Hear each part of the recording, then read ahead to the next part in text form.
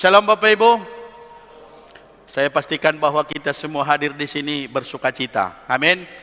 Kalaupun tadi datang belum bersukacita, saya harap di sini kita menikmati sukacita dan pulangnya nanti kita dipenuhi dengan sukacita dari Allah. Amin saudara. Kenapa harus bersukacita? Sebab seluruh keberadaan kita hari ini bukan kebetulan. Semua kita yang ada di sini hari ini tidak terjadi begitu saja. Kita telah melewati banyak proses, kita telah melewati banyak hal, kita telah berhadapan dengan banyak tantangan. Bahkan mau datang ke gereja ini pun saya yakin kita telah mengalahkan banyak pergumulan dan tantangan untuk datang hari ini. Maka ketika kita datang hari ini, saya percaya saudara adalah ada kehendak Allah, ada rencana Tuhan buat kita, dan ada yang Tuhan mau taruh buat kita supaya hidup kita semakin berkenan kepada Allah. Dan di atas semuanya saya percaya saudara, tidak ada kata yang terbaik yang bisa katakan kepada Tuhan hari ini selain kita bersyukur dan bersyukur kepada Tuhan. Amin saudara. Bersyukur hari ini Tuhan beri, bersyukur untuk nikmat yang kita beri, terima, dan bersyukur Tuhan masih memberi kita kesempatan melayani. Saudara, tema khotbah kita hari ini adalah jangan berhenti berdoa. Jangan berhenti berdoa. Kalau dalam bahasa positifnya, tetaplah berdoa.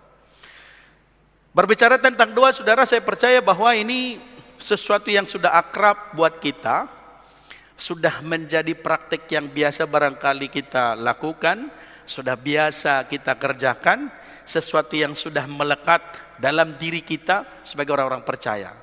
Saya yakin saudara kita semua yang hadir di sini berbicara tentang doa tidak ada sesuatu yang aneh di dalamnya, mungkin juga tidak ada sesuatu yang terlalu sulit untuk kita sebut dalam hal doa. Tetapi ternyata saudara, fakta banyak yang kita temukan dalam kehidupan kita sehari-hari, baik dalam persekutuan-persekutuan kita, baik dalam keluarga kita juga, bahwa ternyata saudara, masih ada begitu banyak orang yang tidak tahu berdoa, banyak orang yang tidak mau berdoa, banyak orang yang tidak berani untuk berdoa dengan berbagai alasan. Kalau disuruh berdoa, yang lain lah. Kalau disuruh pimpin doa, yang lain lah. Kalau disuruh pimpin doa, jangan aku. Banyak alasan untuk tidak berdoa.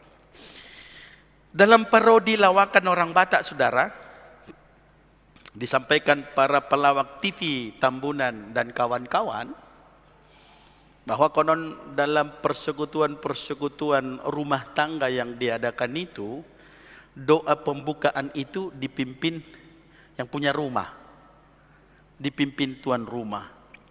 Suatu ketika diadakan persekutuan di dalam rumah seseorang, lalu pengurus gereja katakan, nanti yang bikin doa adalah yang punya rumah, tuan rumah yang bikin doa pembukaan. Maka secara cepat dari pintu belakang, keluarga itu, sang bapak pergi keluar. Tiba-tiba dia datang, sudah dibawanya Pak Haji di situ. Semua orang heran. Lah kenapa kau bawa Pak Haji? Kan tadi dibilang yang pimpin doa yang punya rumah. Ya kan saya ngontrak di sini. Yang punya rumah dia. Yang punya rumah Pak Haji. Saya kan ngontrak. Maka dia datang Pak Haji. Saudara, banyak orang yang tidak paham. Banyak orang yang tidak punya pengertian, dan banyak orang yang tidak bisa melakukannya. Banyak orang yang tidak berani untuk berdoa saja. Tetapi di sisi lain juga saudara, ada banyak orang yang berdoa, pintar berdoa, rajin berdoa, kata-katanya panjang, dimulai dari sebuah proses kejadian sampai wahyu barangkali. Bapa Abraham, Ishak dan Yakub, Allah pencipta alam semesta, dan engkau yang telah berjanji akan datang kedua kali. Dari kejadian sampai wahyu pun mampu dia sebut. Tetapi tidak hidupi doanya. Tetapi tidak hidup di dalam doa itu. Tetapi doa itu hanya sebuah rangkaian kata-kata, tidak menghidupinya. Dan dia tidak hidup dalam doanya, dan doanya tidak hidup dalam dirinya. Maka mudah-mudahan, dan saya percaya saudara, kita semua yang ada di sini, kita hidupi doa kita, dan kita hidup di dalam doa-doa kita. Amin saudara. Nah, kita perlu berpikir dan melihat begini. Kalau begitu, apa itu doa saudara? Doa adalah mencakup aspek permohonan. Doa itu adalah penyembahan, doa itu adalah ucapan syukur, doa itu adalah pengakuan dosa. Dalam doa semuanya terrangkum di dalam itu. Doa itu adalah sarana untuk menyatakan ketergantungan pada Tuhan, mengakui kebesaran Tuhan. Maka kalau kita perhatikan saudara, dalam kisah perjanjian lama, perjalanan umat Israel secara khusus di padang gurun, maka doa itu begitu nyata. Saat mereka datang meminta dan bermohon kepada Allah, saat mereka berseru-seru kepada Tuhan, nyata apa yang menjadi harapan mereka. Kalau saudara baca Mazmur pasal 107, secara jelas dan detail dalam semua keadaan hidup orang-orang yang berseru-seru itu, Tuhan dengarkan dan Tuhan kabulkan doanya. Doa bukan hanya kata-kata, tetapi doa nyata dalam tindakan. Kehidupan yang saleh dan perbuatan yang baik adalah wujud doa yang nyata. Maka saya yakin kita meragukan orang yang rajin dan pintar berdoa, tetapi kehidupannya tidak baik. Saya yakin kita pun meragukan doanya. Tetapi orang yang hidupnya saleh, kita percaya juga saudara bahwa itu adalah sebuah hasil dari doa-doanya kepada Allah. Oleh karena apa saudara? Doa menginspirasi tindakan, dan tindakan adalah perwujudan dari doa. Doa menginspirasi tindakan, dan tindakan adalah perwujudan doa. Maka doakan apa yang dikerjakan, dan kerjakan apa yang didoakan. Orait labora saudara, orait labora. Tidak saja sebatas bekerja sambil berdoa, tetapi doakan apa yang dikerjakan, dan kerjakan apa yang didoakan. Saya katakan begini, kalau pekerjaannya tukang tambal ban, doakan aja tambal ban ini jadi saluran berkat. Jangan pekerjaannya tukang tambal ban, tapi yang didoakan adalah hal lain, di mimpinya yang lain. Doakan aja pekerjaannya, supaya sinkron. Di mana kita hari ini sedang bekerja, doakanlah itu. Apa yang menjadi keberadaan kita hari ini, doakanlah itu. Karena saya percaya Tuhan memberkatinya. Padang gurun tidak ada harapan hidup apa-apa, tapi ternyata dalam doa mereka di padang gurun, Tuhan beri kelimpahan, Tuhan jamin hidupnya. Maka doakan apa yang dikerjakan, dan kerjakan apa yang didoakan. Jangan kita berdoa meminta sesuatu kepada Tuhan, tetapi yang lain kita kerjakan. Maka tidak ada sinkron antara relasi dengan doa kita terhadap tindakan-tindakan kita. Maka boleh kita sebutkan secara sederhana saudara, doa kita merupakan aspek kerohanian dalam kehidupan kekristenan kita yang dapat kedudukan penting sebagai wujud pengenalan akan Tuhan. Saya garis bawahi saudara, doa kita adalah wujud pengenalan kita akan Allah. Doa tidak dilakukan oleh mereka yang tidak mengenal Tuhan. Doa tidak akan dilakukan oleh mereka yang tidak cinta Tuhan. Maka kalau saudara tidak berdoa, kualitas iman kita di situ. Doa tidak akan disampaikan oleh mereka yang meragukan Tuhan. Doa tidak akan disampaikan dengan sungguh-sungguh kalau dia tidak yakin Tuhan Maha Kuasa. Maka doa kita adalah wujud pengenalan akan Allah. Maka doa kita adalah wujud daripada iman.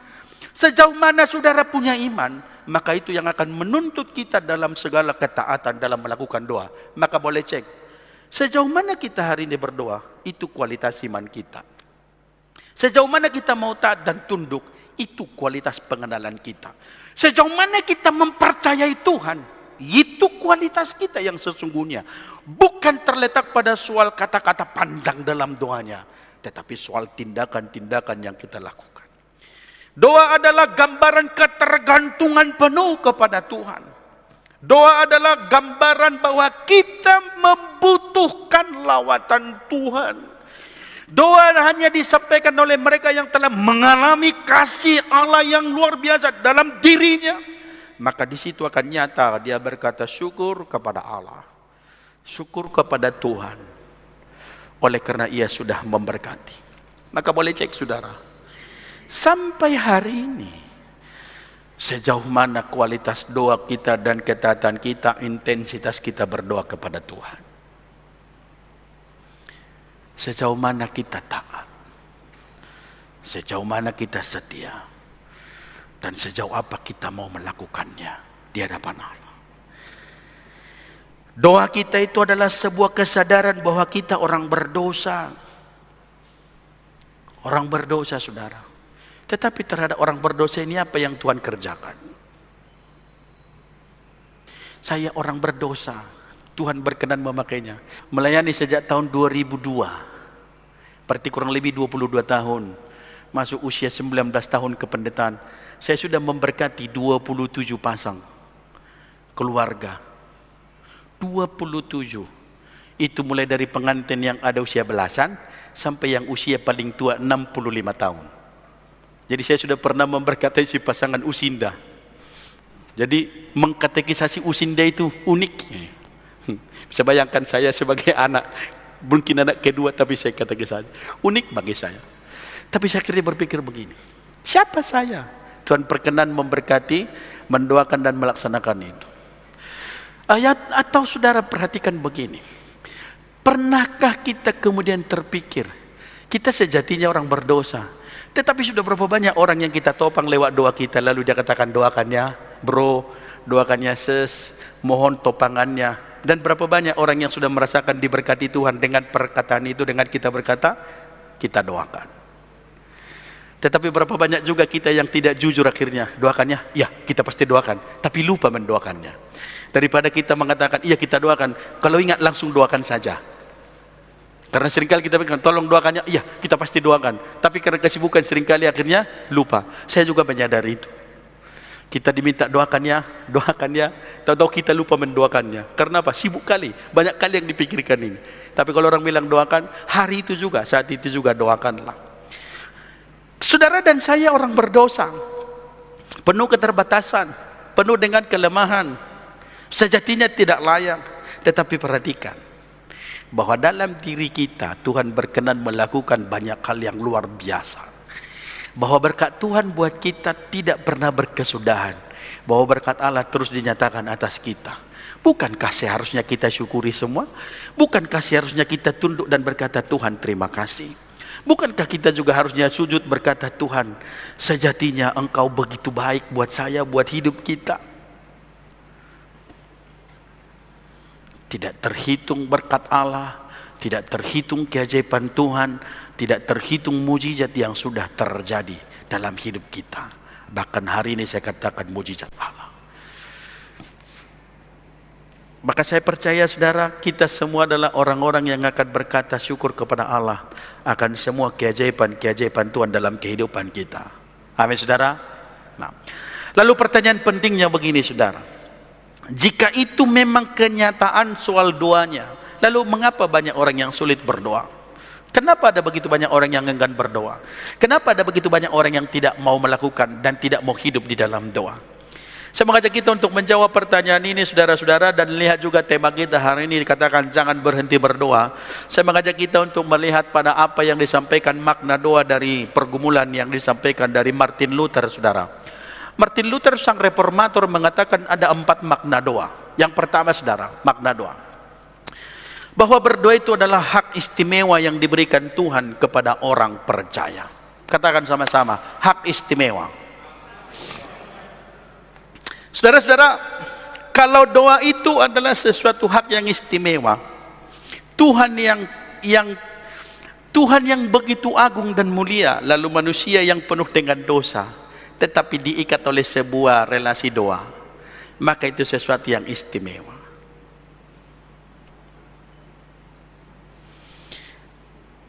Manusia dalam semua keberadaan dosanya, Tuhan berkenan atasnya, itu komunikasinya di dalam doa.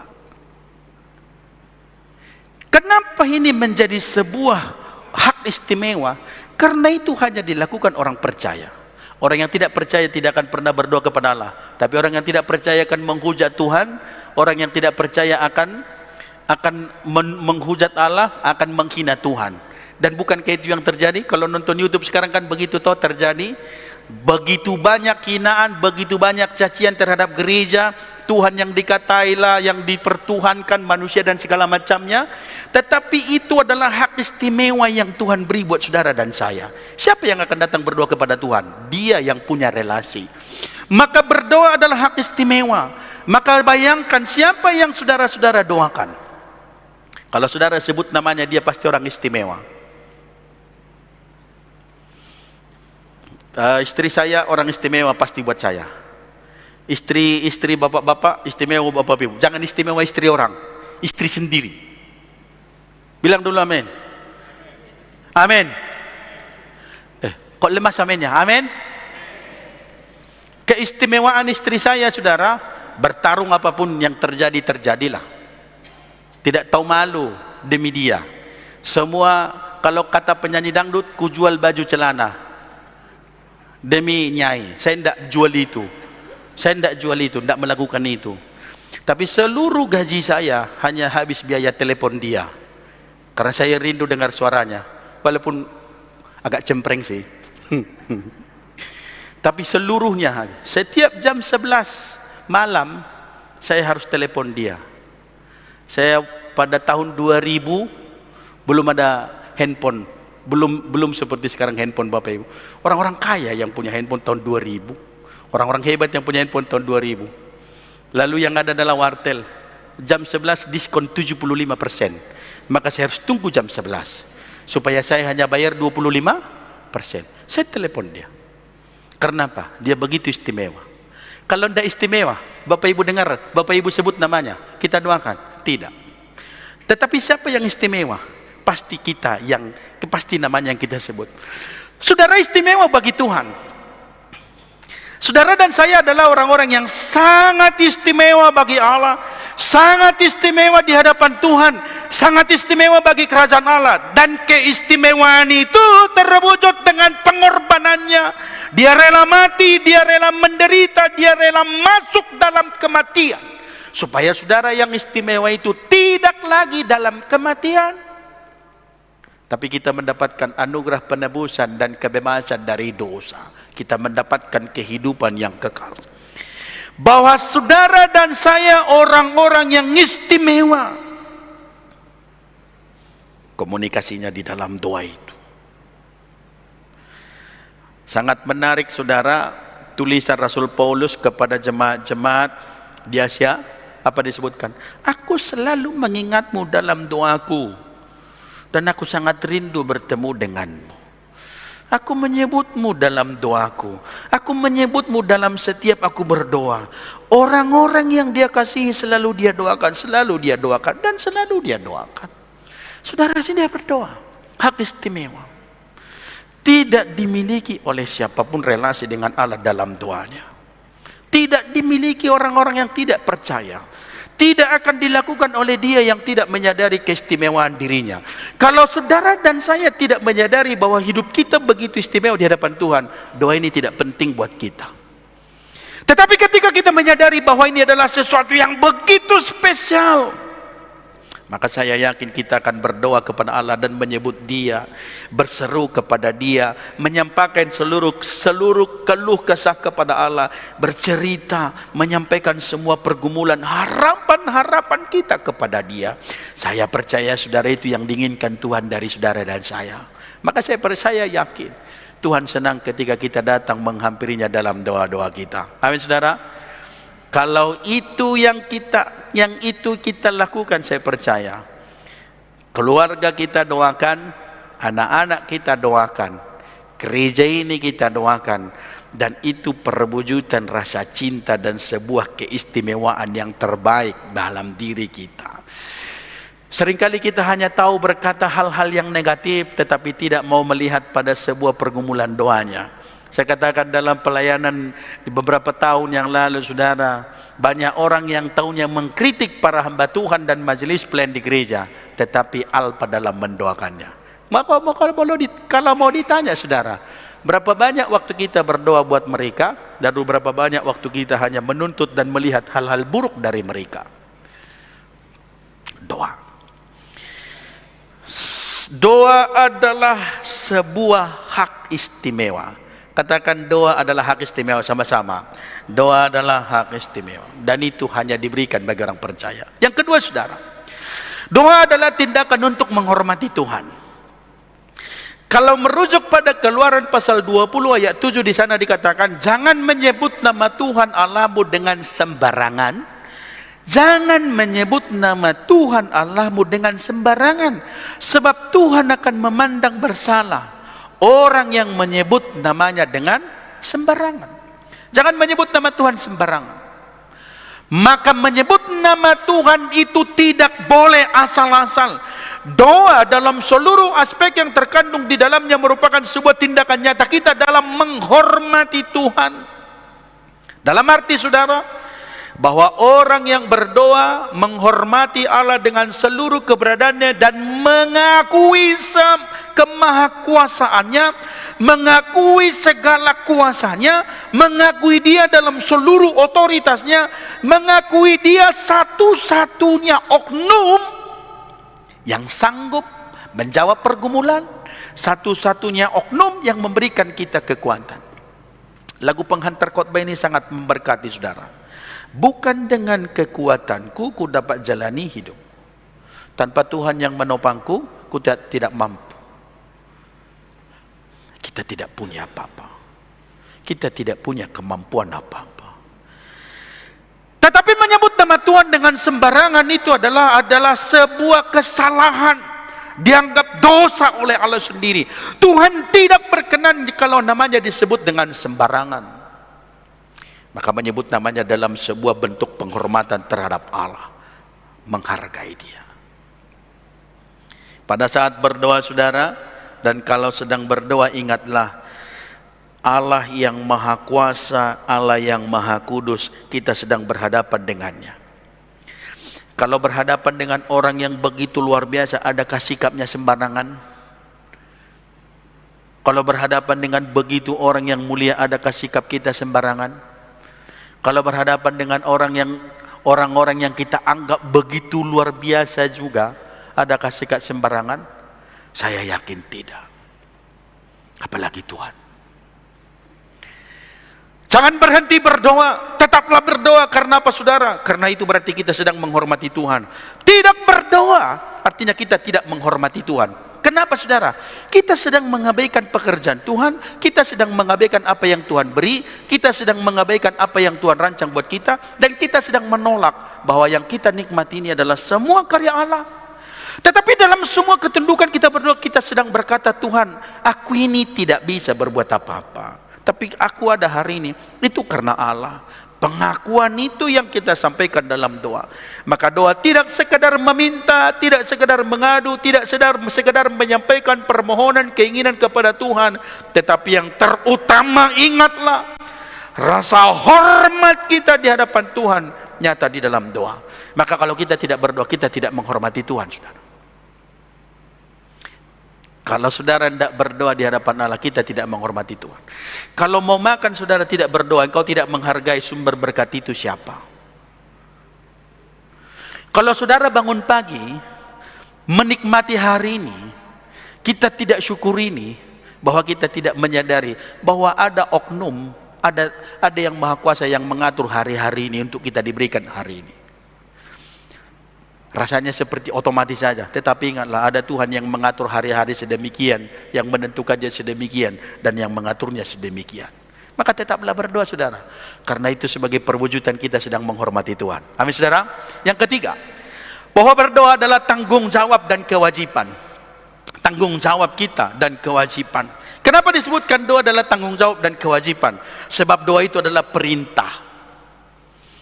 Doa diajarkan, doa itu diteladankan oleh Yesus, dan Yesus hidup di dalam doa-doanya, dan doa itu yang diajarkan diteladankan oleh Yesus. Doa diajarkan oleh Rasul Paulus, doa disampaikan oleh para rabi, para nabi, doa diajarkan oleh mereka, oleh imam-imam, dan semua harapan mereka disampaikan dalam doa-doanya. Maka doa itu adalah bahwa itu sebagai bentuk tanggung jawab dan ketaatan kewajiban di hadapan Allah atas perintah itu di hadapan Tuhan.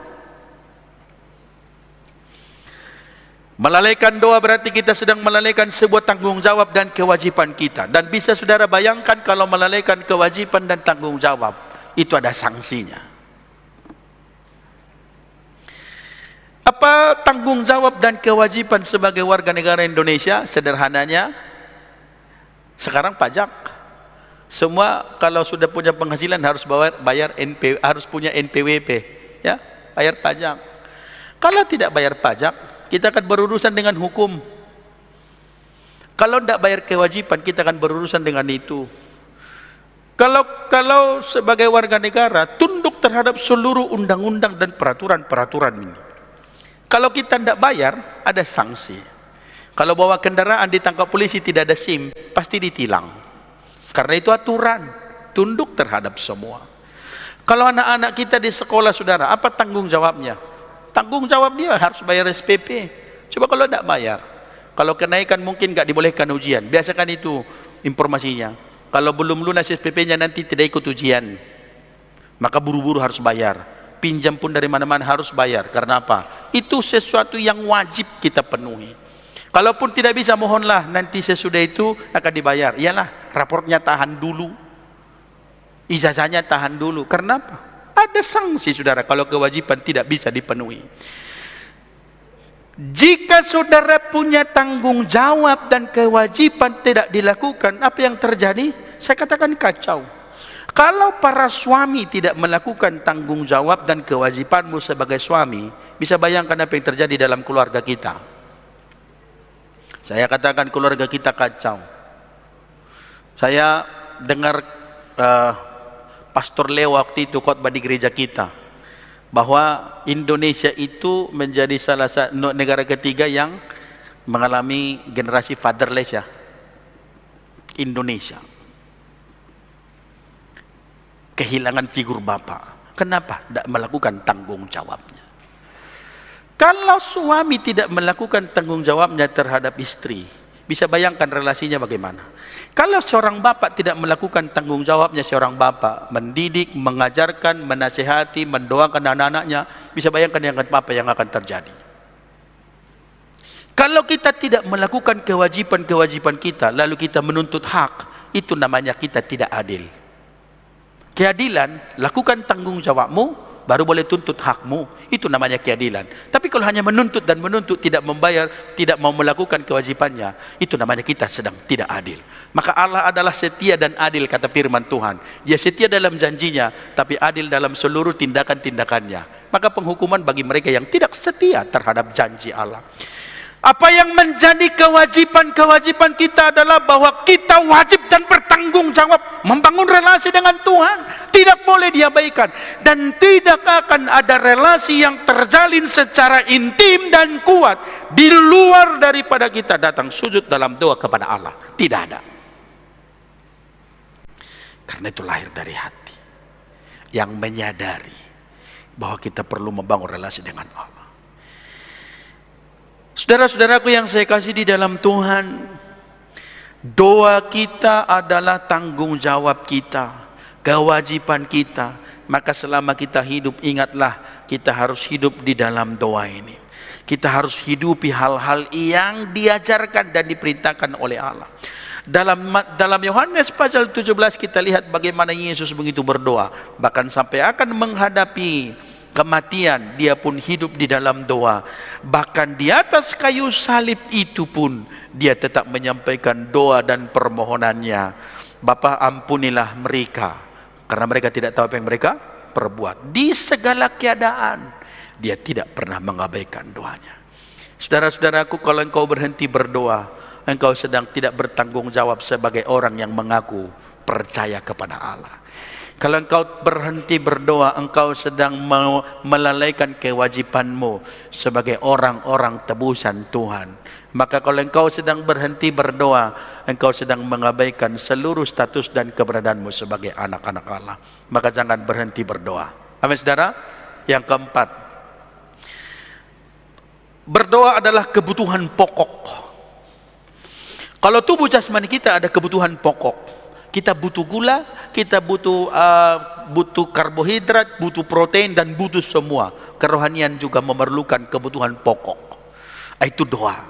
Maka Martin Luther berkata, doa adalah nafas orang beriman. Doa adalah nafas orang percaya. Doa adalah nafas orang beriman. Kalau berapa banyak di antara kita yang sedang sadar dia sedang bernapas? Kita bernapas saja toh. tidak pernah hitung, tidak pernah mikir dulu. Aduh, tunggu dulu, bernapas dulu. Tidak ada itu.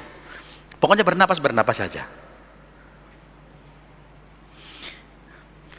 Tidak ada di antara kita, saya yakin saudara, yang ada waktu jeda untuk bernapas. Kalau itu sudah bahaya itu. Tetapi bernapas itu adalah sesuatu yang memang sudah terjadi dengan secara ajaib. Tuhan atur pernapasan ini. Apakah pokoknya semualah yang terkait dengan pernapasan bekerja sedemikian rupa, bekerja secara luar biasa, mengikuti aktivitas. Kalau pekerjaannya lebih gigih, ya bernapasnya juga demikian. Lalu orang abaikan itu. Tetapi perhatikanlah, saudara, kalau kita sekarang sebagai orang beriman, doa itu begitulah seyogianya keadaannya. Doa kita begitulah seyogianya, hidup dalam doanya. Sebagaimana manusia memerlukan oksigen sebagai tanda bahwa kita masih hidup, maka demikian halnya kerohanian, dia memerlukan doa. Jika saudara sudah tidak berdoa, maka keadaan kerohanian kita mungkin sedang kritis, butuh penanganan yang serius. Mungkin juga perlu masuk ICU, saudara, mendapatkan penanganan yang betul-betul ekstra. Kalau saudara sudah enggan untuk berdoa hari ini, berarti kerohanian kita sedang sekarat. Mungkin status kita masih gereja, masih orang percaya, masih Kristen, tetapi dalamnya keropos. Tetapi sejatinya kita sedang ada dalam ancaman, dalam ketidakberdayaan, dalam keadaan sekarat. Tidak bisa berbuat apa-apa. Karena apa? Kita sedang sekarat, sedang dalam ancaman. Doa adalah napasnya, kebutuhan utama, kebutuhan pokok yang tidak tergantikan. Bisa digantikan bernapas dengan cara lain? Tidak bisa, saudara. Kebutuhan karbohidrat manusia bisa digantikan dengan yang lain, tidak harus pakai nasi. Manusia hidup bukan dari roti saja, kan itu. Bisa makan bakso, bisa makan yang lain-lain, masih bisa toh? Kebutuhannya bisa. Tapi kalau soal ini tidak ada bisa diganti dengan yang lain. Satu-satunya harus dengan cara ini. Saudara-saudara yang saya kasih di dalam Tuhan, itu menjadi sebuah penegasan yang sangat penting dan sangat utama bagi manusia, bagi saudara dan saya. Perhatikan, tidak semua orang Tuhan kasih karunia berkhotbah. Tidak semua orang Tuhan kasih karunia memimpin pujian. Kalau Bapak Ibu suruh saya seperti Bapak Fernando pimpin pujian, tidak talenta saya itu, tidak bagian saya itu. Saya tidak bisa main musik Bapak Ibu, apalagi main drum. Pengen sih, saya leskan anak saya, kayaknya itu kemauan saya, bukan kemauan dia. Akhirnya kami putuskan, gak usah les lagi lah, karena stres dia aku tengok. Setiap suruh les, harapan saya sih, karena saya kalau nengok main drum itu ya, dipukul sana sini, keren kali rasaku. Jadi kalau nengok pendeta Roy main drum, waktu kami di distrik 3, keren kali pendeta ini. Lalu aku berpikir, anakku pun nanti ku bikin kayak gini lah. Tidak talentanya rupanya. Lalu saya suruh juga dia les. Anak saya yang perempuan saya suruh les piano. Mulai kelas 4 SD sampai hari ini. Tidak tahu lagu apa yang bisa dia ring. Keyboard kami banyakkan tidur sudah. Saya beli mahal-mahal, tapi banyak tidur. Banyak tidur. Artinya bukan bagian dia. Saya juga saudara kalau disebutkan menyanyi juga bukan talenta saya. Nyanyi tampil di depan, di kamar mandi enggak apa-apa. Saya tampil juga percaya diri saya. Kalau sendirian tidak ada yang dengar, kalau cuma istriku yang dengar, saya percaya diri. Ada banyak lagu yang saya rekam, tapi kemudian saya hapus. Karena apa? Saya tidak percaya diri menampilkannya, karena secara logatnya. Apalagi kalau nyanyi lagu bahasa Inggris, wah bagus sekali. Ada satu saya download lagu, saya buat di mobil itu, Welcome to My Paradise. Lalu anak saya bilang, ubah sedikit kayak ngomongnya Pi. Ya memang begitu mau diapain. Dan bukan talenta saya itu saudara. Tidak semua orang punya kemampuan pendalaman teologi. Tidak semua orang bisa untuk memimpin pujian dengan baik. Tidak semua orang diberi Tuhan menyanyi dengan baik. Tidak semua orang diberikan Tuhan untuk boleh memahami banyak hal. Tetapi semua orang dalam semua keberadaannya diberikan Tuhan kemampuan untuk membangun relasi dengan Allah. Walau engkau terbatas secara fisik pun, itu tidak pernah membatasi orang untuk datang dan berdoa kepada Allah dalam relasinya. Dalam rohnya dia bisa berkata kepada Allah, membangun relasinya. Karena itu kebutuhannya yang harus dilakukan, yang harus dikerjakan. Bagaimanapun keberadaannya, apapun situasinya. Bahagia dalam pergumulan, dalam semua persoalan-persoalan harapan. Bahkan dalam sukses pun doa menjadi sesuatu yang harus. Karena kalau tidak, saudara, kita akan menjadi orang-orang yang sombong. Ketika dalam kesuksesan kita lupa kepada Allah, maka kita akan menjadi orang-orang yang sombong, angkuh. Lalu kalau dalam pergumulan kita lupakan Tuhan, maka kita orang-orang yang akan putus asa. Orang-orang yang akan berhenti berjuang, dan kita akan menjadi orang-orang yang menyerah. Saudara-saudaraku yang saya kasih di dalam Tuhan, saya menemukan begini.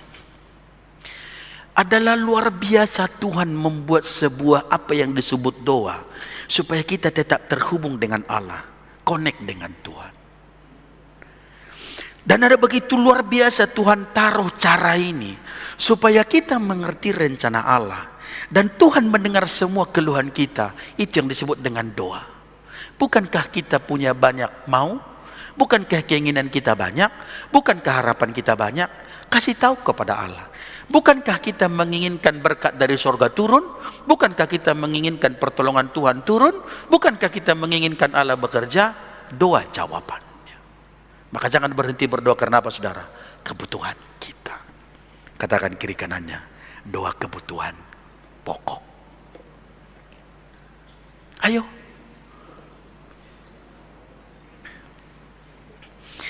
John Wesley berkata, saudara, doa itu adalah ibarat organ vital tubuh manusia, dan doa adalah organ paling vital dalam seluruh kegiatan kekristenan. Doa. Hal yang paling vital dalam seluruh kegiatan kekristenan adalah doa. Bisa dilakukan oleh siapapun. John Wesley terkenal sebagai pengkhotbah yang luar biasa, penginjil yang luar biasa, dia yang gigih, dia yang sibuknya luar biasa. Tetapi dia berkata, semakin dia sibuk, dia semakin banyak berdoa. Semakin dia sibuk, semakin banyak dia berdoa. Maka John Wesley meneladankan untuk berdoa dengan sungguh-sungguh, mengajarkan berdoa dengan sungguh-sungguh, bahwa dia menyadari perintah Allah untuk berdoa tanpa henti ditemukan pada kebutuhan kita akan kasih karunia Tuhan untuk memelihara kehidupan Allah dalam jiwa yang tidak lagi hidup lebih lama tanpanya dibandingkan dengan hidup tanpa air. Semua yang dilakukan orang Kristen bukan ketika, semua orang yang dilakukan oleh orang Kristen bahkan ketika makan dan tidur dan ketika dia bekerja itu adalah berdoa. Maka apapun yang kamu perbuat, perbuatlah seperti untuk Tuhan dan bukan untuk manusia. Doa dilakukan dalam kesederhanaan dan berdasarkan perintah Allah, tanpa menambahi atau mengurangi dengan kemauannya sendiri. Datang kepada Allah dalam segala kejujuran. Maka bayangkanlah, kalau jantung kita bermasalah, hidup kita bermasalah. Maka kalau doa kita bermasalah, hidup kita bermasalah. Relasi kita dengan Allah bermasalah. Billy Graham berkata, saudara, doa lebih dari sekadar harapan. Itu adalah suara iman yang ditujukan kepada Tuhan. Doa bukan hanya sekadar harapan yang kita mau tuju, tetapi itu adalah sebuah suara iman kepada Tuhan. Billy Graham dalam seluruh pelayanannya di Amerika, dia tahu itu. Doa itu adalah ungkapan imannya. Maka dalam iman dia menyampaikan doanya, dan dia tahu bahwa itu akan terjadi. Dan itu, saudara, dahsyat sekali. Doa adalah suara iman. Doa yang berkuasa, doa yang dilakukan di dalam iman. Yakobus berkata, doa orang benar bila dengan yakin didoakan sangat besar kuasanya. Sangat besar. Bukan cuma berkuasa, tetapi sangat besar kuasanya. Terakhir, saudara, Douglas F. Kelly dan Carolyn S. Kelly menuliskan dalam bukunya, jika Allah sudah tahu, mengapa masih berdoa? Jika Allah sudah tahu, mengapa masih berdoa? Dalam seluruh tulisan ini saudara, saya kutip 4 hal yang dia sampaikan begini. Ini bukunya ada sampai 8 bab, tapi saya sampaikan 4 hal ini buat kita. Saudara, yang pertama dia katakan begini: karena doa adalah sebuah pengakuan jujur di hadapan Tuhan. Pengakuan jujur di hadapan Allah. Tuhan menuntut kita mengaku jujur di hadapannya dalam doa-doa kita. Minta dengan jujur, katakan dengan jujur. Saya tidak yakin kita datang kepada Tuhan dalam kemunafikan, dalam kepalsuan, dalam rekayasa. Tapi datang kepada Allah adalah datang dengan jujur. Datang dengan jujur, berkata jujur. Apa yang kau mau? Sedang sakitkah? Katakan. Apakah rasanya meminta hal-hal yang kecil itu sepertinya bukan urusan Tuhan? Salah saudara. Hal sekecil apapun katakanlah kepada Allah. Hal sekecil apapun katakan kepada Tuhan, jujur kepada Allah. Maka Tuhan katakan seluruh keberadaanmu. Apa yang saudara alami, apa yang saudara harapkan, apa yang saudara impikan, katakanlah kepada Allah. Katakanlah kepada Tuhan dan katakan kepada Dia. Yang kedua saudara, Douglas F. Kelly berkata bahwa doa adalah sebuah bentuk, sebuah pembentukan karakter. Karakter Kristus ada dalam kita, karakter Kristus bekerja dalam kita. Itu adalah nyata dari doa kita. Dalam ketaatan dan dalam kedisiplinan, izinkan Tuhan membentuk kita seperti yang Tuhan mau. Maka ketika kita datang berdoa, kita tidak sedang memaksa Tuhan, kita tidak sedang mengubah Tuhan, kita tidak sedang menggugat Tuhan dalam seluruh keputusannya atas kita. Kita tahu, kita percaya apa yang terjadi atas hidup kita adalah yang terbaik. Saya garis bawahi saudara, apa yang Tuhan izinkan terjadi dalam hidup kita itu adalah yang terbaik. Walaupun duka rasanya, tetapi ingatlah itu yang Tuhan lakukan adalah yang terbaik. Tuhan tidak sedang coba-coba. Yang terjadi terhadap Ayub pun adalah proses yang terbaik. Maka lihat hasilnya kemudian terhadap Ayub, itu sesuatu yang luar biasa. Maka doa adalah kita sedang berkata kepada Allah, membentuk kita seperti yang Tuhan mau, bukan sedang mengubah Allah. Allah tidak pernah berubah.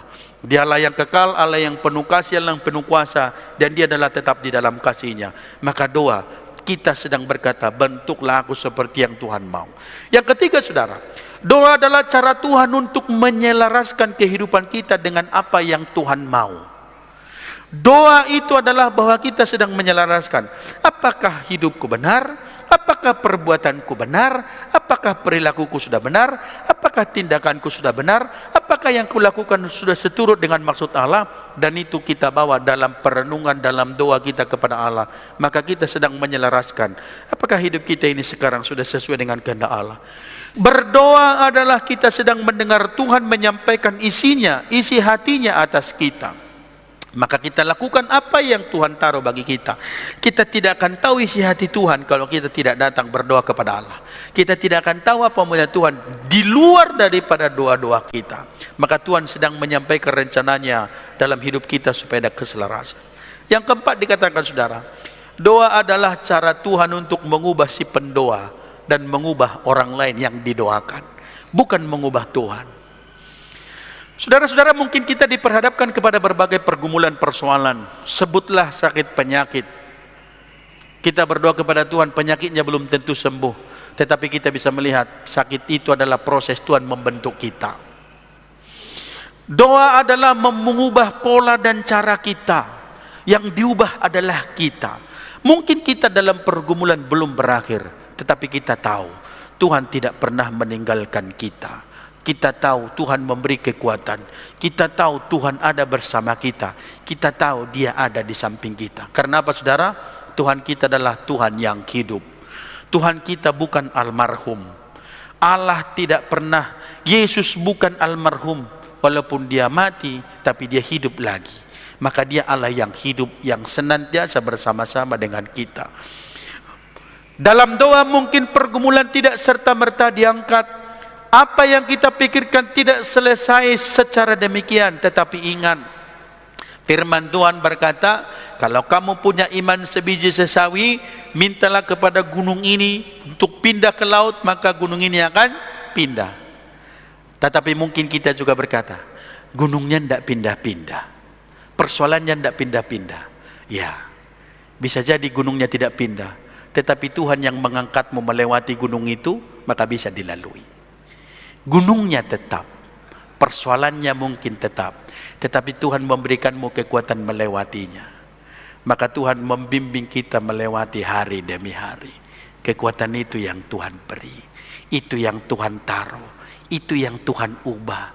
Bukan pikiranku, bukan kemampuanku, tapi Tuhan mengangkatku melewati semua. Berapa banyak orang yang sudah diubah oleh doa kita? Saya percaya ratusan. Gereja kita sudah berusia 115 tahun. Ribuan orang sudah diubah dalam doa-doa di gereja ini. Ribuan orang. Dan masih akan diubah lagi. Berapa banyak orang yang sudah dimenangkan untuk Tuhan dalam doa-doa kita? Mungkin ribuan orang sudah diubahkan. Tidak ada sesuatu yang kita sampaikan kepada Allah yang berlalu dengan sia-sia. Saudara-saudaraku yang saya kasih di dalam Yesus Kristus, mari kita datang dalam segala ketundukan kepada Allah dalam doa. Seperti apa yang disampaikan dalam firman Tuhan dalam Roma pasal 12 ini, saudara. Bersukacitalah dalam pengharapan. Itu bukan sebuah himbauan, tapi sebuah kenyataan. Kenapa kenyataan? Karena di dalam doa, sukacita menjadi sempurna dan pengharapan kita menjadi pasti. Bersukacitalah dalam pengharapan, sabarlah dalam penderitaan. Karena penderitaan bukan tujuan Tuhan atas kita, tetapi itu adalah proses kecil dari seluruh kebahagiaan yang Tuhan rancang bagi kehidupan saudara dan saya. Penutup Bapak Ibu. Memahami seluruh apa yang kita lihat hari ini, maka jangan pernah berhenti untuk berdoa. Dalam doa pengharapan menjadi pasti. Dalam doa sukacita kita menjadi sempurna. Oleh sebab itu saudara, tetaplah berdoa. Tetaplah bergantung kepada Yesus. Tetaplah berseru kepada namanya apapun keadaanmu. Bagaimanapun kondisi. Dan bagaimanapun situasi hidupmu hari ini. Allah berkenan akan orang-orang yang setia kepadanya. Allah tidak menunggu kalimat-kalimat indah, kalimat-kalimat puitis. Tapi Allah menuntut kejujuran dan pengakuan. Dia tahu hidupmu. Tapi dia sedang meminta engkau jujur dan mengaku di hadapannya. Maka datang kepada Allah dalam segala kerendahan hati.